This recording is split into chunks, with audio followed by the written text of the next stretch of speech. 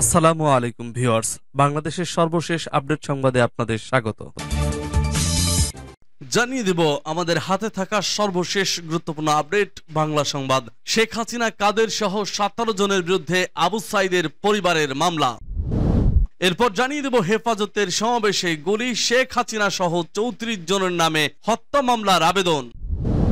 জানিয়ে দেব হাসনাতের হুঁশিয়ারি, আজ থেকে সব প্রতিষ্ঠানে ঘুষের কবর রচিত হলো। আরো জানিয়ে দিব সেনানিবাসে আশ্রয় নিয়েছিলেন 626 জন, এখন আছে 7 জন। সর্বশেষ জানিয়ে দিব শামীম ওসমানের ছেলের গুলিতে নিহতের ঘটনায় আসামি শেখ হাসিনা। শুনছিলেন সংবাদ শিরোনাম, এখন বিস্তারিত। তবে তার আগে অনুরোধ থাকবে ভিডিওটিতে একটি লাইক এবং কমেন্টস করে জানিয়ে দিন আজকের এই ভিডিও সম্পর্কে আপনার মূল্যবান মতামত। আর অবশ্যই এই ভিডিওটি আপনার ফেসবুক সোশ্যাল মিডিয়ায় শেয়ার দিয়ে ছড়িয়ে দিন। আর জানিয়ে দিন আপনি কোন জেলা থেকে বা কোথা থেকে আমাদের সংবাদ শুনছেন এবং দেখছেন।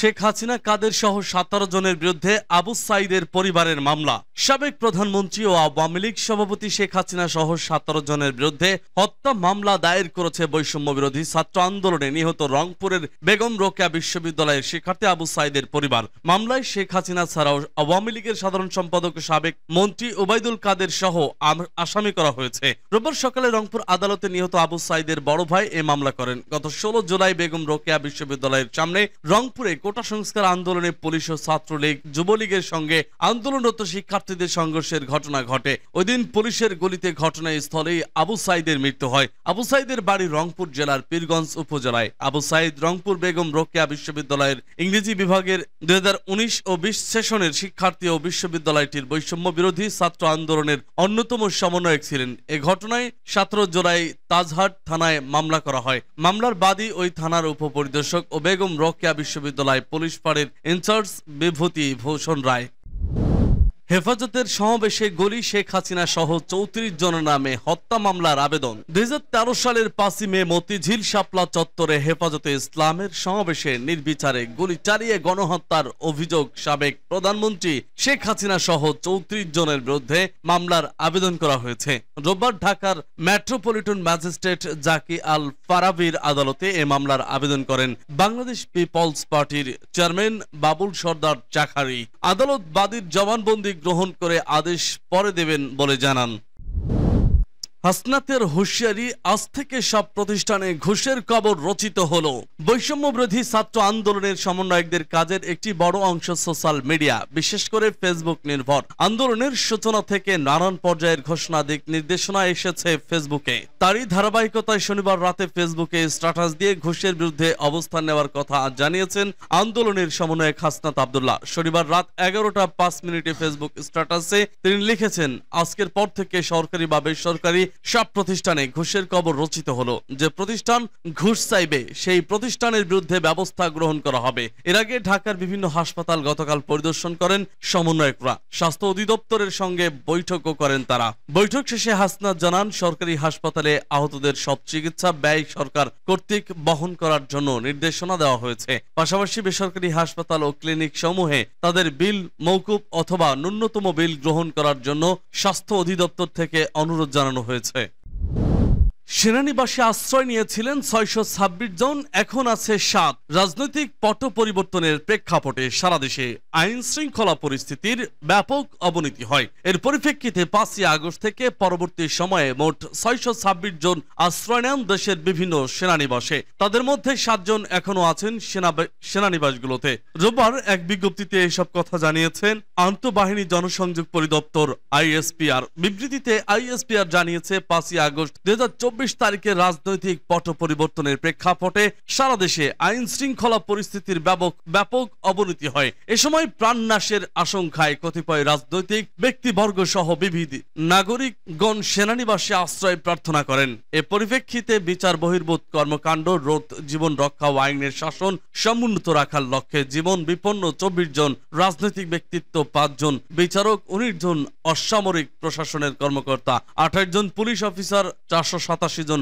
পুলিশের বিভিন্ন পর্যায়ের সদস্য, বিভিন্ন পাবলিক বিশ্ববিদ্যালয়ের কর্মকর্তা সহ বিবিধ 12 জন ও 51 জন পরিবার পরিজন সহ সর্বমোট 626 জনকে বিভিন্ন সেনানিবাসে আশ্রয় প্রদান করা হয়। পরিস্থিতির উন্নতি সাপেক্ষে 615 জন স্ব-উদ্যোগে সেনানিবাস ত্যাগ করে। আশ্রয় প্রদানকৃত ব্যক্তিবর্গের মধ্যে থেকে এ পর্যন্ত 4 জনকে তাদের বিরুদ্ধে আনীত অভিযোগ মামলার ভিত্তিতে যথাযথ আইনি প্রক্রিয়া অনুসরণ করে আইন শৃঙ্খলা বাহিনীর নিকট হস্তান্তর করা হয়েছে। বর্তমানে আশ্রয়প্রাপ্ত 3 জন, তাদের পরিবারের 4 জন সদস্য সহ মোট 7 জন সেনানিবাসে অবস্থান করছে।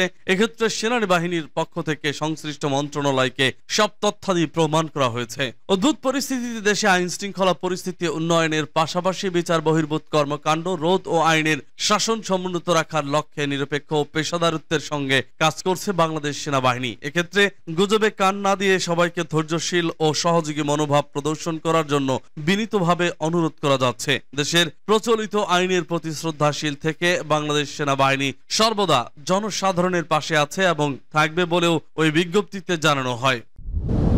শামীম ওসমানের ছেলের গুলিতে নিহতের ঘটনায় আসামি শেখ হাসিনা। নারায়ণগঞ্জে বৈষম্য বিরোধী ছাত্র আন্দোলনের সময় গুলিবিদ্ধ হয়ে আবুল হাসান স্বজন নামে এক চাকরিজীবী নিহতের ঘটনায় সাবেক প্রধানমন্ত্রী শেখ হাসিনাকে আসামি করে মামলা করা হয়েছে। এছাড়া মামলায় নারায়ণগঞ্জ 4 আসনের সাবেক সংসদ সদস্য AKM শামীম ওসমান সহ 48 জনের নাম উল্লেখ করে অজ্ঞাত 150 থেকে 200 জনকে আসামি করা হয়েছে। শনিবার রাতে নিহত স্বজনের ভাই আবুল বাশার অনেক বাদী হয়ে সদর মডেল থানায় হত্যা মামলা দায়ের করেন। বিষয়টি নিশ্চিত করেছেন সদর মডেল থানার ভারপ্রাপ্ত কর্মকর্তা আব্দুস সাত্তার টিটু। মামলার অন্য আসামিরা হলেন আওয়ামী লীগের সাধারণ সম্পাদক ওবায়দুল কাদের, সাবেক স্বরাষ্ট্রমন্ত্রী আসাদুজ্জামান খান কামাল, সাবেক পররাষ্ট্রমন্ত্রী হাসান মাহমুদ, সাবেক তথ্য যোগাযোগ ও প্রযুক্তি মন্ত্রী জুনায়েদ আহমেদ পলক, নারায়ণগঞ্জ 5 আসনের সাবেক সংসদ সদস্য AKM সেলিম ওসমান, শামীম ওসমানের ছেলে অয়ন ওসমান, সাবেক MP নাসিম ওসমানের ছেলে আজমেরি ওসমান, নারায়ণগঞ্জ মহানগর আওয়ামী লীগের যুগ্ম সম্পাদক শাহ নিজাম, জেলা আওয়ামী লীগের সেক্রেটারি আবুল হাসনাত মোহাম্মদ শহীদ বাবদুল, আওয়ামী লীগ নেতা নাসির উদ্দিন, জেলা ছাত্রলীগের সাবেক সভাপতি এহসানুল হক নিপু, মহানগর ছাত্রলীগের সভাপতি হাবিবুর রহমান রিয়াদ, নারায়ণগঞ্জ ক্লাবের সভাপতি ও জেলা ক্রীড়া সংস্থার সাধারণ সম্পাদক তানভীর আহমেদ টিটু প্রমুখ সহ অজ্ঞাত আরো 150 থেকে 200 জনকে আসামি করা হয়েছে।